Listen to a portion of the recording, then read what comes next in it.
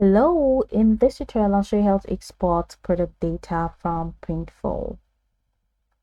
First, you need to understand what you can export. Number one, the full product catalog. Printful lets you download a CSV of all available products and variants. It's great for planning or pricing strategy.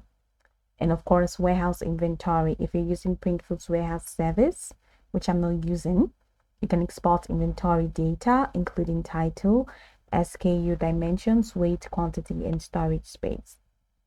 So if you go to the Printful dashboard, this is your dashboard. There's supposed to be a button that is labeled download CSV, but you see that we don't really have it here. So there's a way you can get that done. So you can just go to a new tab and click on how to export data from Printful, and it's going to take you here. Can I download the list of all Printful products? Open this, and once you open this, it takes you here.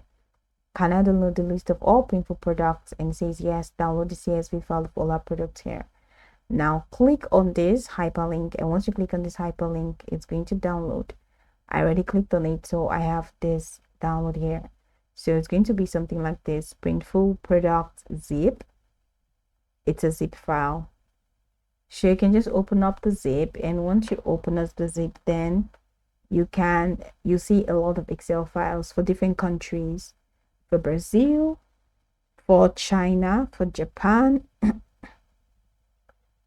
for Canada, for Australia, for UK, for Europe, for USA. So just click on any of them and click on extract, and once you're able to extract them, then you can open them on Excel or Sheets. So that's how it works. So on how to export warehouse inventory that data, if you're using Printful warehouse, in your Printful dashboard, you can go to warehousing and fulfillment, then click on inventory, then select your warehouse. If you have multiple, you need to export each separately. So click export inventory record. You can choose report for today or specific month. This CSV includes item titles, SKU, dimensions, weight, retail value, quantity, and volumetric data. So that's how it works.